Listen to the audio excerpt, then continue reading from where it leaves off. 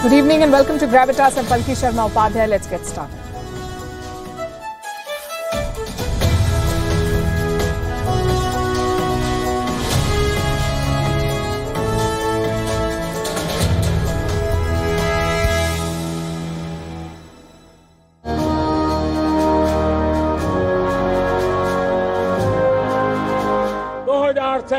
जब आजादी के 100 साल होंगे, आजादी के दीवानों के सारे सपने पूरे करने का जिम्मा उठा करके चलना होगा। और वो बड़ा संकल्प है विकसित Bharat.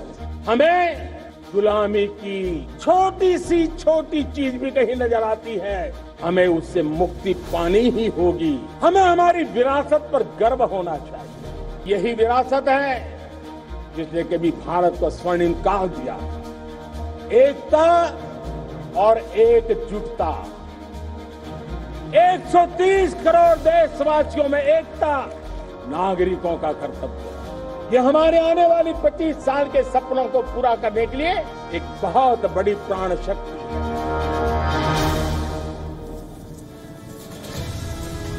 It's a big day for India, a day of celebration, a day of reflection, a day that begins with the unfurling of the tricolour, renditions of patriotic songs and speeches. And no matter what your political leanings or your levels of cynicism, you cannot be unmoved by the sentiment that pervades the atmosphere. That's the thing about the Independence Day. It brings back all the stories of the freedom struggle. It forces you to think how you contribute as a citizen and whether you're doing justice to the legacy of those who died fighting for India's freedom. This 15th August is even more special because it marks 75 years of India's independence. A good day to take stock, set goals and chart a course for the future, and that's what India's Prime Minister did in his speech today. We'll bring you all the highlights, also images of celebrations from across the world. On Gravitas tonight, this is our cover story. To every Indian watching us from any part of the globe, Happy Independence Day. On the occasion of India having completed 75 years of her independence, I wish to express my sincere congratulations. Greetings from the International Space Station. It is a pleasure to congratulate India on 75 years of independence.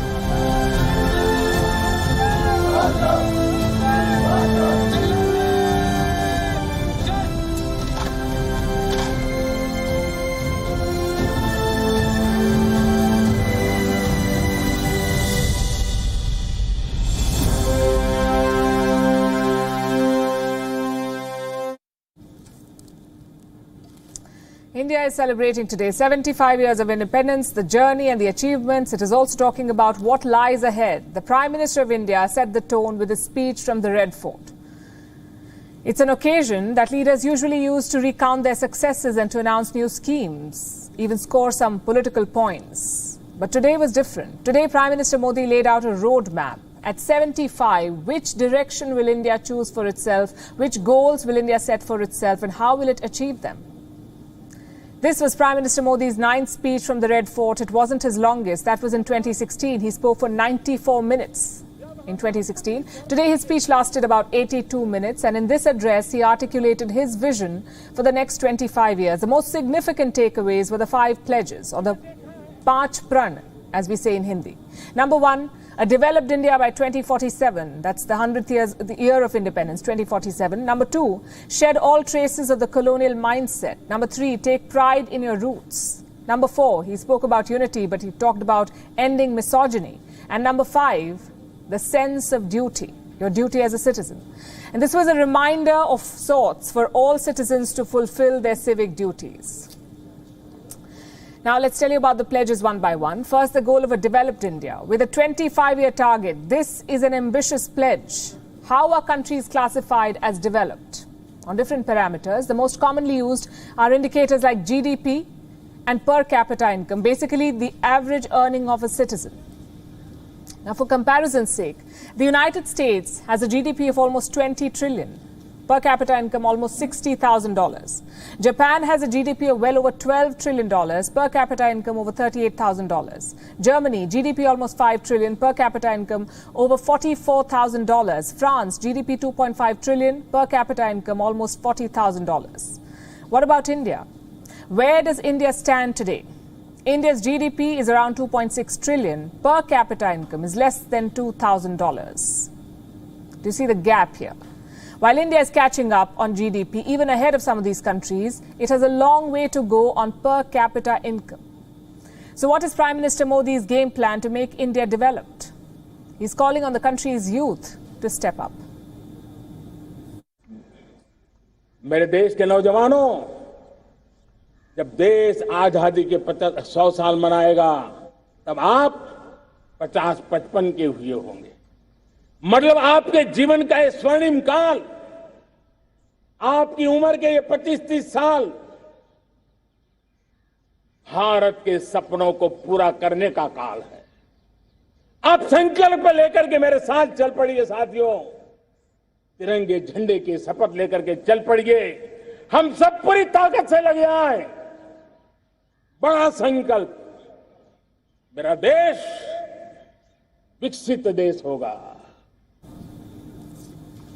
That's pledge number 1. Pledge number 2 is about shedding the colonial mindset. What does that mean? It means take pride in your country, stop seeking validation from the rest of the world, and shun the mindset of servitude. And New Delhi has led by example in its recent dealings with the world, like buying Russian oil despite pressure from the West and Europe, or telling America to fix its own issues before commenting on India's democracy. Today, Prime Minister Modi asked citizens to stand up for their identity.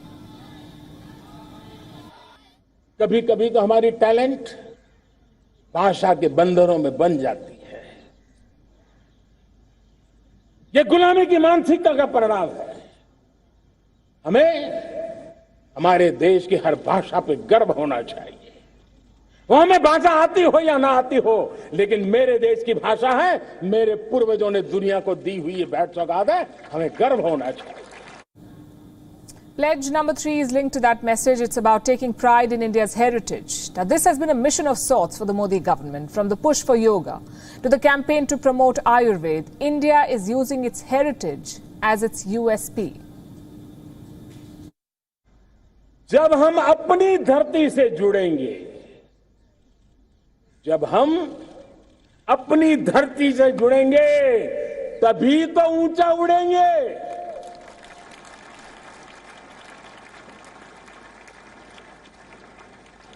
और जब हम ऊंचा उड़ेंगे तो हम विश्व को भी समाधान दे पाएंगे। Pledge number 4, end misogyny. Prime Minister Modi asked India to take a pledge to stop disrespecting women. As he paid a tribute to freedom fighters like Rani Lakshmi Bai, he said India should push for gender equality, end casual sexism and abuse. हमारी बोलचाल में, हमारे व्यवहार में, हमारे कुछ शब्दों में हम नारी का अपमान करते हैं।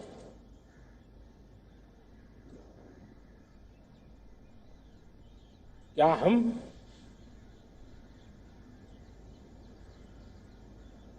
स्वभाव से, संस्कार से, रोजमर्रा की जिंदगी में नारी को अपमानित करने वाली हर बात से मुक्ति का संकल्प ले सकते हैं? And finally, pledge number 5, your duty as citizens. We all remember our fundamental rights, as we should, but very few of us talk about our fundamental duties. Today, the Prime Minister of India did. ये शासन का काम है कि बिजली 24 घंटे पहुंचाने के लिए प्रयास करे, लेकिन ये नागरिक का कर्तव्य है कि जितनी ज्यादा यूनिट बिजली बचा सकते बचाएं। हर खेत में पानी पहुंचाना सरकार की जिम्मेवारी है, सरकार का प्रयास है, लेकिन पर ड्रॉप मोर क्रॉप पानी बचाते हुए आगे बढ़ना, मेरे हर खेत से आवाज उठनी चाहिए। हर कोई अगर नागरिक के कर्तव्यों को निभाएगा तो मुझे विश्वास है कि हम इच्छित लक्ष्य को प्राप्त करने में समय से पहले सिद्धि प्राप्त कर सकते हैं। So these were the 5 pledges. The Prime Minister gave a new slogan to Jai Anusandhan, or Hail Innovation. This was a pitch for India's growing prowess in tech and innovation. अमृत काल के लिए एक और अनिवार्यता है और वो है जय अनुसंधान, जय जवान, जय किसान, जय विज्ञान, जय अनुसंधान। ये जो डिजिटल इंडिया का मूवमेंट है, जो सेमीकंडक्टर की ओर हम कदम मार रहे हैं, 5G की ओर कदम मार रहे हैं, हम ऑप्टिकल फाइबर गांव-गांव में पहुंचा रहे हैं। डिजिटल इंडिया का सपना गांव से गुजरेगा, ये मुझे पूरी जानकारी है। So today's speech was futuristic and it did take into account our current challenges. Prime Minister Modi highlighted two issues, corruption and nepotism. Both resonate with the Indian voter. They also target the political opposition. The reference to corruption was aimed at parties like the Trinamool Congress or the TMC. It is the party in power in the state of West Bengal. And recently it made news for all the wrong reasons. Assets worth crores were seized from a TMC minister in West Bengal. The images are on your screen. As for nepotism, it is rampant in Indian politics across the board, but the target here is believed to be the Congress party that continues to be led by the Gandhi family. जब मैं भाई भतीजावाद, परिवारवाद की बात करता हूं तो लोगों को लगता है मैं सिर्फ राजनीतिक क्षेत्र की बात करता हूं। जी नहीं, दुर्भाग्य से राजनीतिक क्षेत्र की उस बुराई ने हिंदुस्तान की हर संस्थाओं में परिवारवाद को पोषित कर दिया है। So that was the Prime Minister's speech. Celebrations are still underway across the country. World leaders have sent their congratulations to India, from US President Joe Biden to British Prime Minister Boris Johnson, he's still Prime Minister, and Australian PM Anthony Albanese. Almost every world leader has cheered India's achievements. French President Emmanuel Macron shared a message in Hindi. He said India's achievements in the last 75 years have inspired the world. So that was the India story. Across the border, Pakistan too celebrated independence. It falls on August 14th. So one day before India's Independence Day is Pakistan's Independence Day. In fact, it's an interesting comparison. Two countries that were once together, two countries that became free together, but 75 years later, look at the difference. India is celebrating its achievements and Pakistan is celebrating what could have been. Their founding fathers had a unique vision for the country, a modern Islamic state, But 7 decades later, Pakistan has lost its way. An oversized army, ethnic tensions, separatist movements, terror groups, and a collapsing economy. Pakistan is one bad day away from being a failed state. Prime Minister Shehbaz Sharif himself admitted some of these problems. He hoisted the national flag at the Jinnah Convention Centre in Islamabad, and this was his message to his country. ऐसा नहीं कि हमने तरक्की नहीं की, अलबत्ता ये हकीकत अपनी जगह मौजूद है कि जिस तसलसल, तवज्जो और रफ्तार से हमें अपनी मंजिल को हासिल करना था, इसमें हमसे इज्तिमाई कोताहियां हुई हैं। यही वो मिशन है जो आज हमारे सामने है और जिसे हमने पूरा करना है। Pakistan's leaders need a lesson on independence, on what it means to be politically, strategically and financially free, sort of like an example to follow. And this weekend they got a suggestion, and that too from an unlikely source. Former Prime Minister Imran Khan. On Saturday, Imran Khan was addressing a rally in Lahore. He said, if you want to see a truly independent country, look at India. You have to listen to this. Hindustan America का strategic alloy है और उनको जब America ने कहा कि आप रूस से तेल ना खरीदें तो उनके फॉरेन मिनिस्टर ने क्या कहा, ये देखें। Tell me, buying Russian gas is not funding the war? I mean, why is it's only Indian money and oil coming to India which funds, but it's not gas coming to Europe which funds? I mean, I don't know, somewhere. I mean, let's be a little even-handed out here. If countries in Europe and the West and the United States are so concerned, why don't they allow Iranian oil to come into the market? Why don't they allow Venezuelan oil to come into the market? I mean, they've squeezed every other source of oil we have. ये होता है आजाद मुल्क. Imran Khan played that soundbite. Now, quick recap for you. That was Imran Khan playing out a statement by India's foreign minister. What's more, he was praising India. He said India is standing up against the West. And don't mistake Imran Khan's intentions here. He has not suddenly turned into an Indian ally. He is using India to make a political statement in Pakistan to take on the current government of Pakistan. Having said that, his logic is faultless for a change. Just think about what the word independence means. It means you're standing on your own 2 feet. Your politics, your foreign policy, your economy, all of it is decided based on your national interest, which is not the case with Pakistan. Their economy is basically an extension of China's. And I have some numbers for you. Pakistan's total outstanding debt to China is $14.5 billion. That's the number on the state budget. Outside this budget, there are more loans. $7 billion from China's State Administration of Foreign Exchange, $8.7 billion from Chinese banks. Put together, that's a lot of $1 billion, and that's a lot of clout. If China pulls out that money, Pakistan could collapse. Just look at their energy crisis. China operates multiple power plants in Pakistan. They're part of the China-Pakistan Economic Corridor, the CPEC. Earlier this year, Islamabad missed some of its payments to China. So guess what China did? They shut down the power plants. They plunged Pakistan into darkness. China's debt trap is clearly one reason for Pakistan's crisis, but it's not the only one. Poor leadership is an even bigger issue. For 75 years, Pakistan's leaders have mismanaged the economy, both civilian and military leaders. Today, Pakistan's foreign reserves have fallen below $9 billion. Inflation is at 21.3%, trade deficit at $48 billion. And total debt is more than $90 billion. And because of these numbers, Pakistan is dependent on foreign assistance. They've received 22 bailouts from the IMF. 22 bailouts. It's a record that's unlikely to be beaten. In fact, they're waiting for bailout number 23. The IMF is expected to disburse $7 billion later this month. But getting that loan was a tough job. In the end, Pakistan's second godfather had to step in.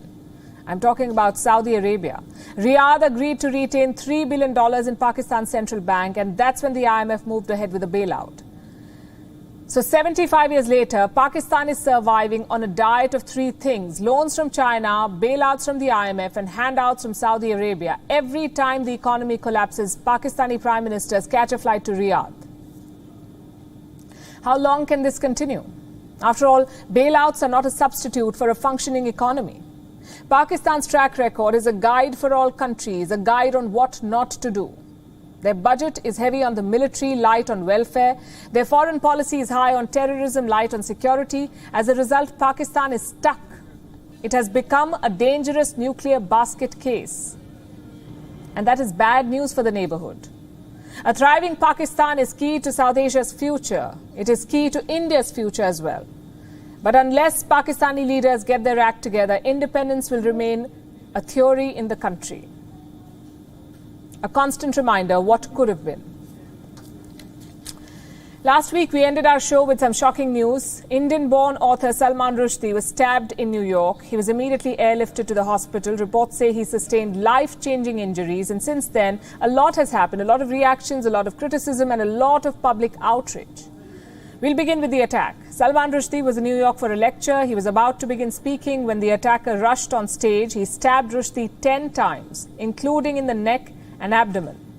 The attacker was wrestled to the ground by members in the audience. He was later arrested by state troopers. Rushdie, meanwhile, was airlifted to a local hospital. He was in the operation theatre for hours. The initial report was not looking good.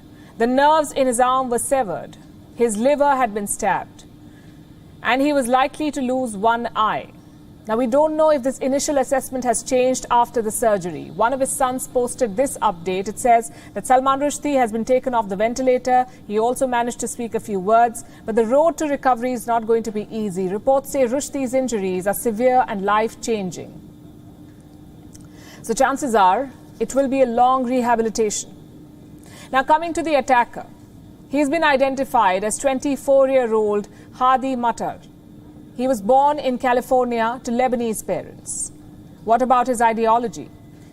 He was sympathetic towards 2 causes, Shia extremism and Iran's Revolutionary Guards. His cell phone had pictures of Qasem Soleimani.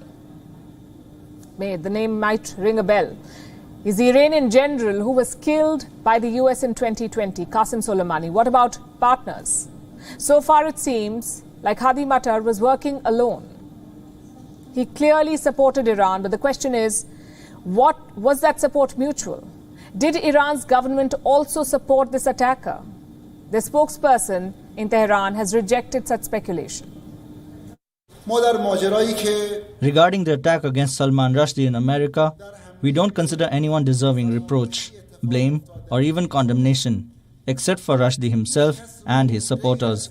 Regarding the person who did this attack, we have no information except what we heard from American media, and we are following this.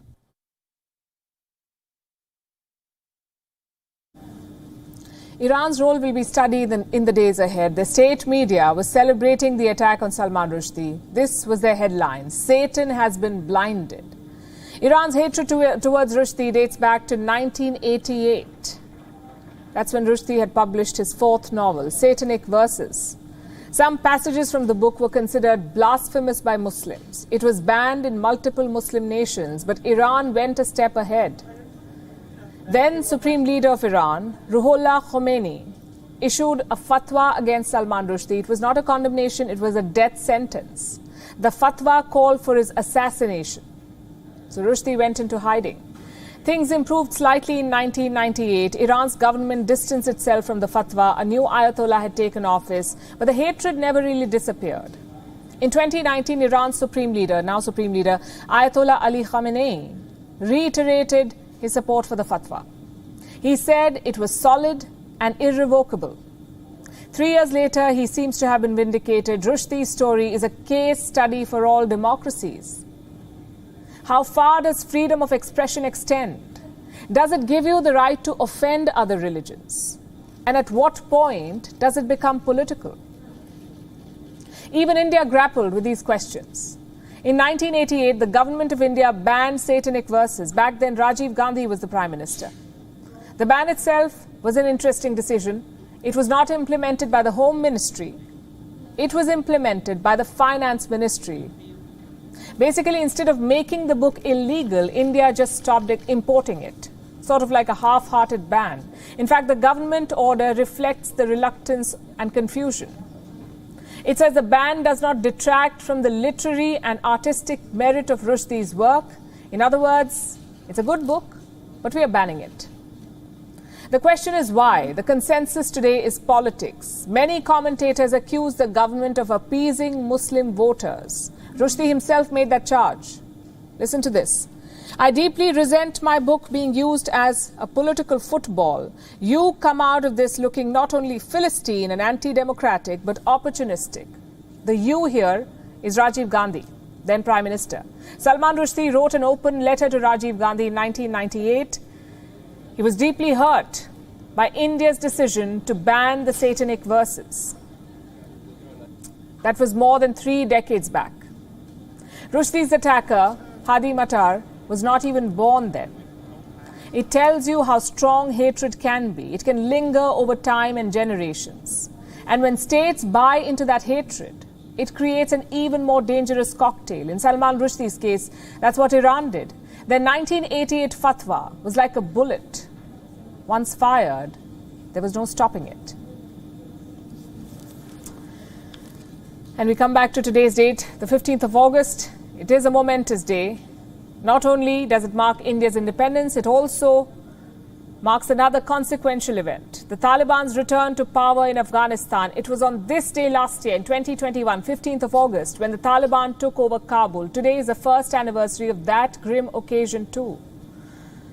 One that fundamentally transformed Afghanistan from a democratic country to an Islamic emirate.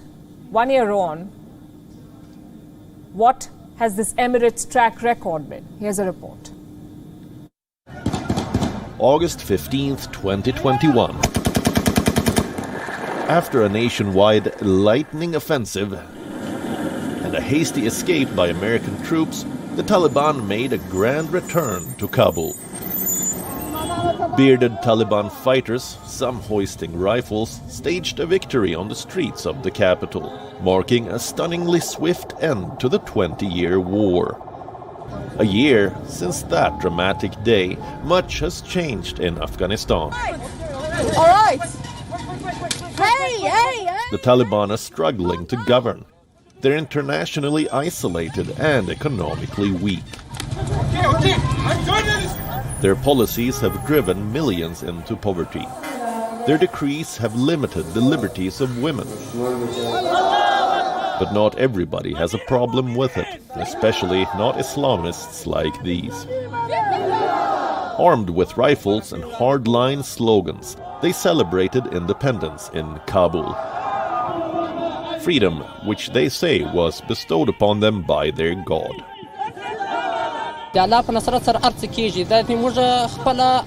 With God's help, everything is possible. We were not worthy of it, but we have reached here with God's help. We will never forget in our life the happiness of that day when God gave us such a victory. So we are very happy, thanks to God. For ordinary Afghans, there's nothing divine about Taliban's rule, especially for Afghan women. They're now covered head to toe every time they're in public. And they're dispersed with force if they try to protest. Watch how. These images are just a glimpse into the plight of Afghan women. The full scale of their predicament is much worse. They have been removed from top levels of administration. They have been banned from getting secondary education. They can no longer appear in television dramas. They cannot travel without a male family member. They don't get cabs if they aren't wearing hijabs. And in some areas, they cannot even get a driver's license. The big difference we see in our life is that all the girls' schools are banned. We have not studied for the past 1 year, and this is hard to be compensated. My job was so valuable for me. I loved my job. We were so happy. But when the Taliban came, they did not allow us to go to work, saying, "Go back to your houses. We don't want women to work." As gender inequality worsens, so is the humanitarian situation. The numbers tell you the story. Some 3.4 million Afghans remain displaced. Over 20 million are at risk of food insecurity. 95% of them are skipping at least one meal every day.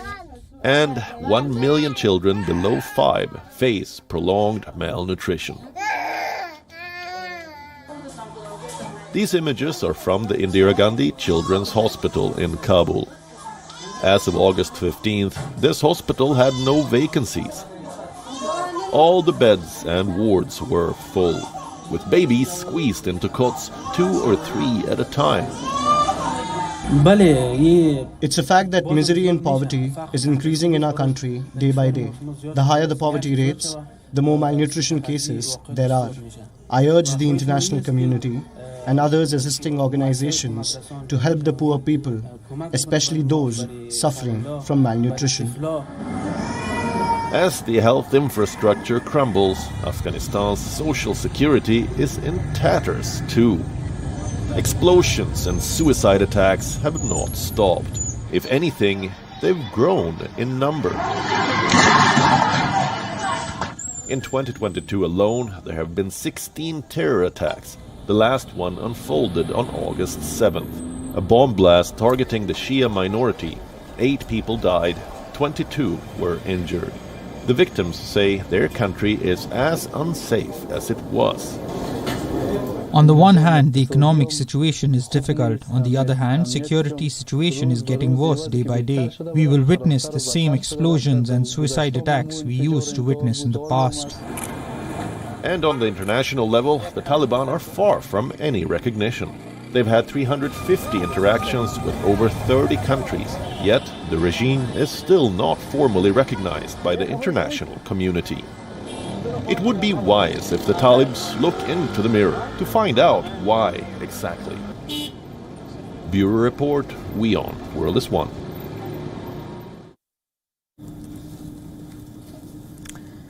Non-alignment is the cornerstone of Indian foreign policy. We've all read about it. It is rooted in realism. Don't interfere in others' wars. Don't make promises you can't keep. And don't fall for big power showmanship. For 75 years, India has followed this policy, which is why this headline last week raised many eyebrows. It says India held direct talks with NATO in 2019. And why is this important? For starters, NATO is a political and military alliance. India is non-aligned or values its strategic autonomy. So they have no business holding talks. Secondly, it was the first political dialogue between the two sides. India and NATO have coexisted for 7 decades. Yet the first talks came only in 2019, the only ones we know about. Tells you something has changed. India's foreign ministry spokesperson was asked about these talks on Friday, and he confirmed them, but also downplayed them. Listen to what he said. India and NATO have kept in touch in Brussels at different levels for quite some time now. This is part of our contacts with various stakeholders on global issues of mutual interests. As vague as it gets. This meeting in 2019 was all about testing the waters, trying to get a measure of each other. India was represented by senior officials from 2 ministries, the Defence Ministry and the External Affairs Ministry. The meeting was purely political. Neither side was reportedly interested in any military commitments. Then what was India hoping for? Perhaps more clarity. The Indian side was eyeing convergence on 2 issues, China and Afghanistan. This was India's focus. Specifically, the ties between Pakistan and the Taliban.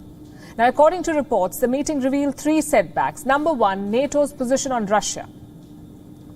The Western delegates named Russia as their biggest strategic threat, but India did not see it that way. India still does not see it that way. For India, Russia is a strategic partner. Number 2, the China policy. There are divisions within NATO on how to handle Beijing. Europe was more interested in competition than rivalry. And finally, the Taliban. NATO saw the Taliban as a political stakeholder. India did not.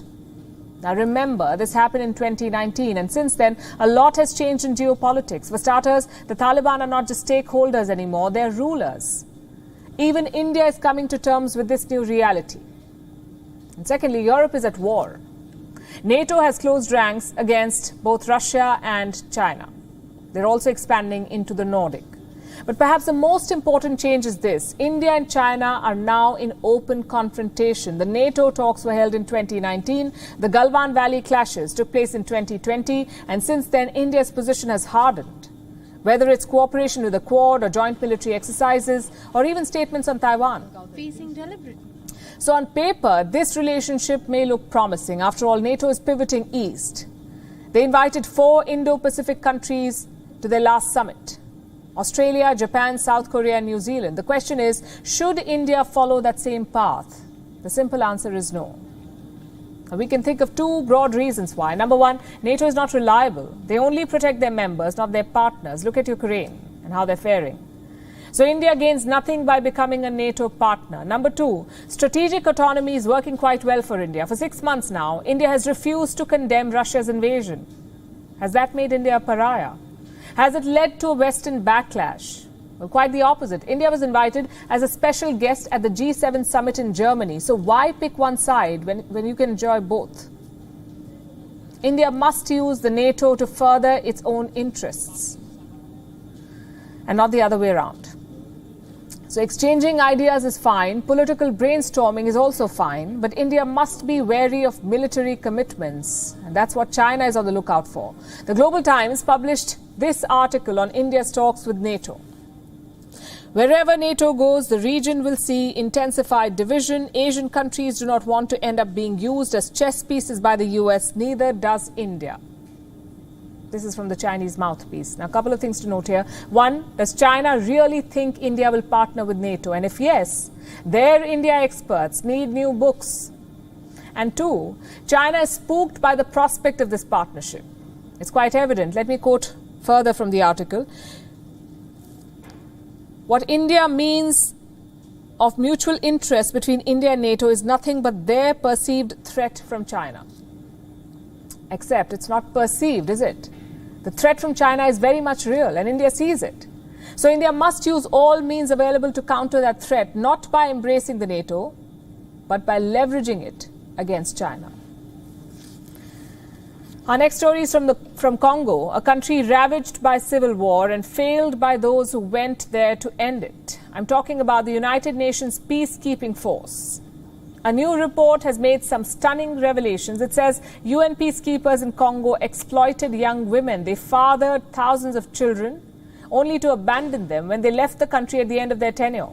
In a series of testimonies given to investigators, Congolese women have highlighted the abuse that they were subjected to. And fatherless children have shed light on the stigma they faced in society. And what's worse is that such crimes by UN peacekeepers were not limited to Congo. They were committed almost everywhere they went. Here's more. The United Nations Peacekeeping Force is a highly reputed humanitarian body tasked with implementing peace accords. It helps countries recover from conflicts. But in the Democratic Republic of Congo, a nation ravaged by a civil war since the 90s, UN peacekeepers have been found doing the exact opposite. They've been found tormenting the lives of the very people they were asked to protect. According to the United Nations' own internal reports, UN peacekeepers in Congo sexually exploited women, impregnated them at a young age, and left the children fatherless. The abuse created a generation of peacekeeper babies, most of whom are now adults looking for closure and justice.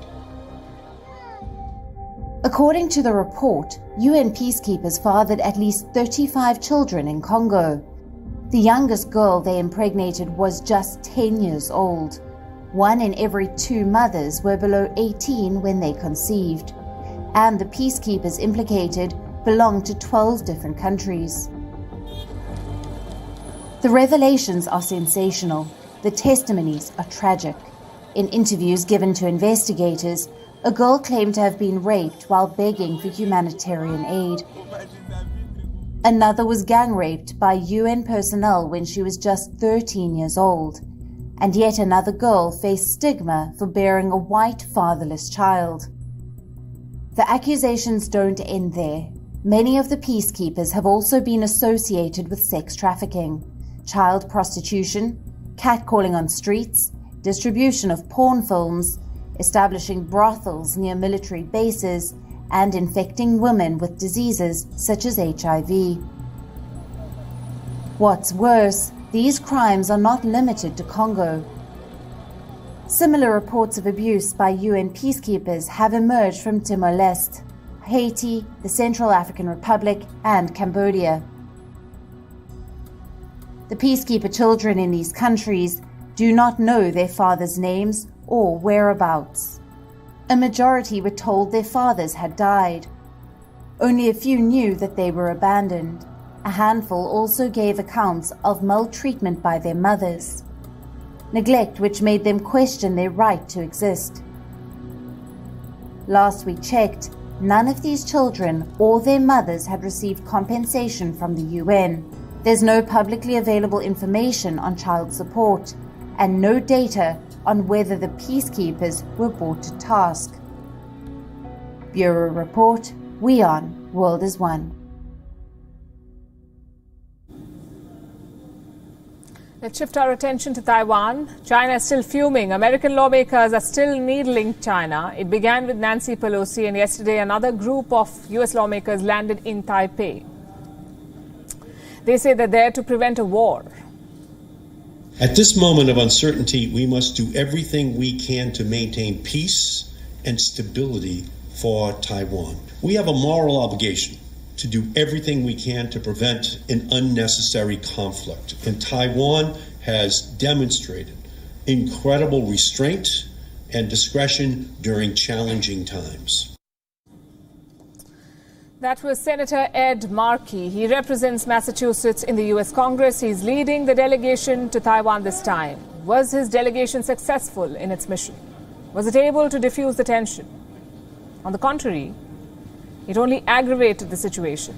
Last week, China had stopped the drills around Taiwan. Now they've resumed them. The Chinese military is making open threats again. How will the U.S. respond this time? That's what we'll discuss in the next few minutes. Let's start with details about this latest visit to Taiwan. The US delegation landed in Taipei yesterday, and just like Pelosi's visit, this is an overnight stop. The lawmakers spent just a day in Taiwan, but this delegation was not as big as Pelosi's. Just 5 American lawmakers visited Taipei. What for? They came with an exhaustive agenda: US-Taiwan relations, regional security, trade and investment, global supply chains, climate change, all sorts of things. Now, these lawmakers want to work with Taiwan on all these fronts. That's what they say.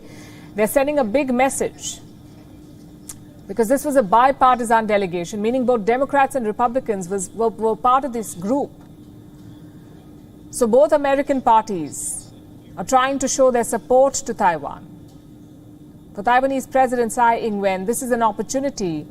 She's trying to rope in as many allies as she can. Russia's invasion of Ukraine earlier this year has shown the threat that authoritarian nations pose to the global order. More recently, China has been conducting prolonged military exercises in the waters surrounding Taiwan, greatly affecting regional peace and stability. We are engaging in close cooperation with international allies to closely monitor the military situation.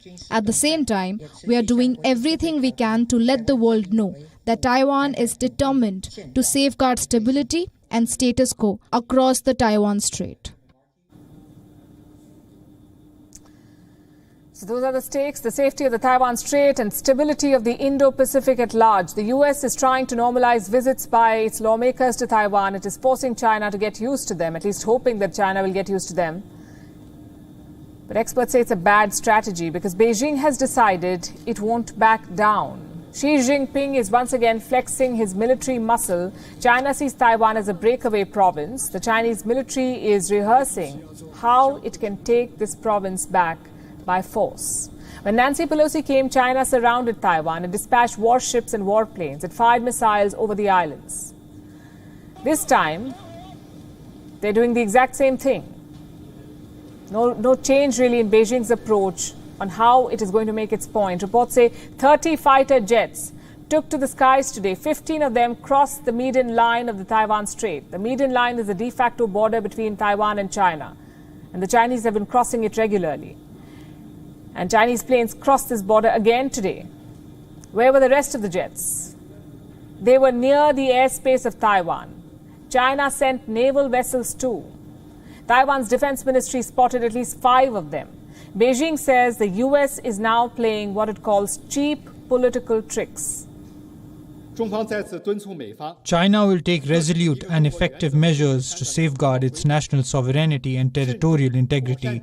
A few US politicians connive with the separatist forces of Taiwan independence and attempt to challenge the One China principle. This goes beyond their own abilities and is doomed to fail. That was the spokesperson of the Chinese Foreign Ministry. He said American lawmakers are not capable enough to dilute the One China policy. So the verbal attacks are now getting personal. And that wasn't even the worst statement. China's defense ministry was much more aggressive in its press release. I have it with me. This is what it says. This is from the Chinese Defense Ministry. The Chinese People's Liberation Army continues to train and prepare for war, resolutely defends national sovereignty and territorial integrity, and will resolutely crush any form of Taiwan independence, separatism, and foreign interference. So the warning is clear, has been clear for a few weeks now. China says the PLA is preparing for war. It is threatening to crush Taiwan's hopes of independence. The China-US ties have hit rock bottom, and Taiwan could become the next casualty of this fallout. This is a developing story. We'll keep track of where these drills go from here. But tonight we want to wrap with a story of hope. Researchers in the UK have made a stunning breakthrough. They've been able to successfully alter the blood groups of 3 kidneys. They've altered the blood groups. It's a feat that could help countless people awaiting an organ transplant. So how exactly was this breakthrough achieved? Which medical processes did scientists rely on? And when are they going to make this procedure available to the public? Here's a report. This is the University of Cambridge, one of the UK's most prestigious institutions.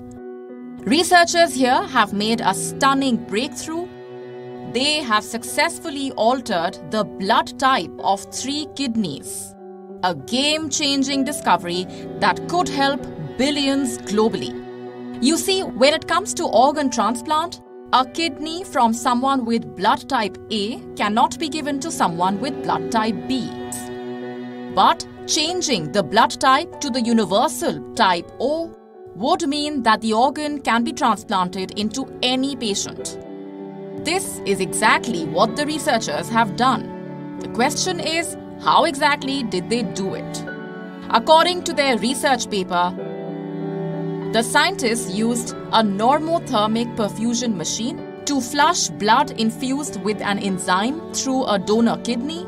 The enzyme removed the blood type marks lining the organ's blood vessels, and this effectively changed its blood type to type O.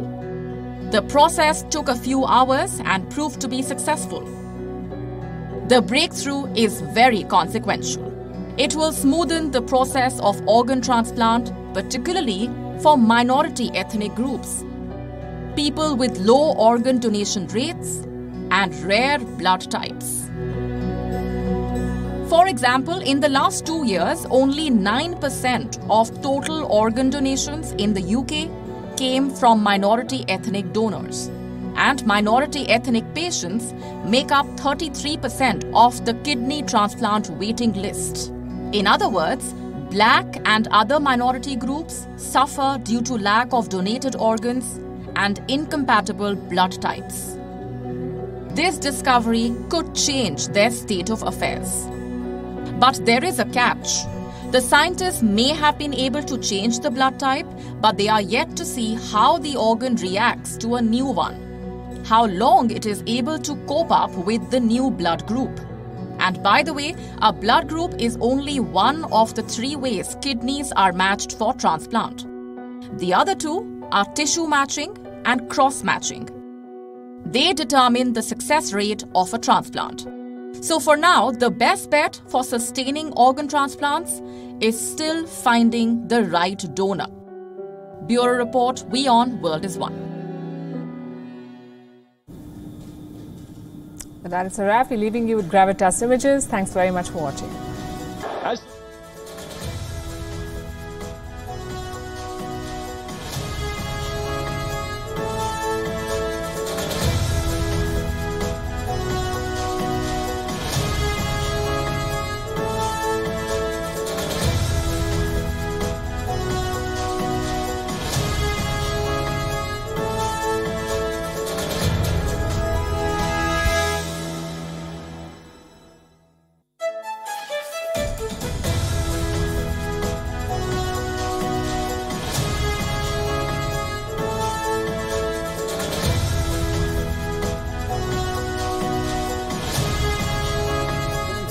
Not coming from the government per se, but the premier. It's coming from the health sector. Holy Christ! I just swallowed a bee. Holy Christ!